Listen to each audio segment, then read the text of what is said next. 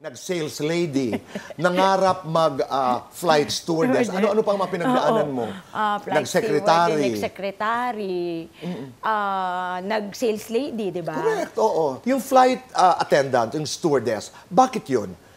Nakita mo? Kasi maganda yung uniform. Kasi nung gusto mo yung lakad, di ba? Yung lalakad, tapos magaganda sila, matatangkad. Noong mga panahon na yun, mga 1980s, ang mga flight attendant matataas. Ang late ko lang, at saka may lakad sila na kakaiba, saka ang no? papayat, ang gaganda, beautiful, paano? Oh, pero hindi ka nagpa-practice noon? Hindi naman. Ayoko na. Hindi umabot. Hindi kita pa, pero yung lakad, may lakad ka, nakakaiba. Oo, kaya sample, may lakad ka. Hanggang ngayon, tinan mo, akin na yung ano ko dyan, yung maleta ko. Kaya parati akong may trolley na dala. Kaya ako parati itatanong ko pa naman sa'yo yun, kung bakit lagi kang may trolling kasi dala. Kasi nga, dream ko maging flight attendant. Tinan mo. Okay. Tinan mo kaya parati, di ba, parati ako may trolley kahit hindi naman masyadong mabigat. Wala nang bigat eh. Oo, kasi tinan mo, di ba, ang mga flight attendant, ganyan, tas ang gaganda, tas gano'n. Chika, chuba. Kineme. Di ba ganyan sila sa airport? Tas ang ganda-ganda nila. Di ba, ganun sila. Kaya ako feeling ko, flight attendant ako parati. I'm sorry. Ganun. Ganda. Bagay na bagay. Yun pala ang kwento. Yun ang kwento, kaya parati ang magandang trolley. Seryoso, I really wanted to ask you kung bakit lagi kang may trolley. Kasi nga, gusto ko nga maging flight attendant. So ngayon, hindi na ako flight attendant. Tapos nakikichika ako dun sa mga nakikita ko na yung work nila. Mahirap din. Oo. Kasi yung mga puyat, ganyan. Pero hindi talaga na nakatadhana. Hindi, never. Diba? Nakatadhana talaga ako para maging artista pa.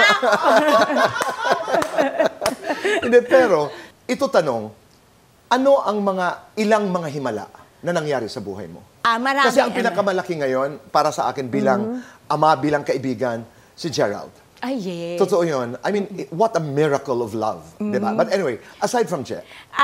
Siguro, ang isa talaga, pati ito sinishare din to ni Brother Bo, yung showing ng Tanging Ina. Kasi, syempre, ito po yung di ba, launching film ko. Syempre, parati ako nagpe-pray sa Baclaran, Mama Mary, sana po ganyan, sana po kumita, maging blockbuster po yung pelikula ko. Mama Mary, tulungan niyo po ako. Sana po, wag pong umulan sa showing day ng Tanging Ina. So, eto na, di ba, parating ganun prayer ko, pray. Showing na, Ama. Naku, yes, excited ako. Paggising ko ganyan. Tingin ko sa ulap, Ama, ang dilim-dilim. Super dilim talaga. Parang, Lord, ano nang mangyayari ganyan? Sabi ko, wag umulan. Ba't parang uulan? Ama, hindi umulan. Signal number 3. Hindi 1, hindi 2. Signal number 3. May bagyo na malakas.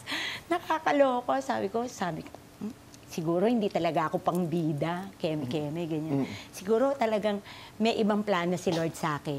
Tapos, yun na nga, parang ang ginawa pala ni Lord, parang lahat ng tao, pinalabas niya.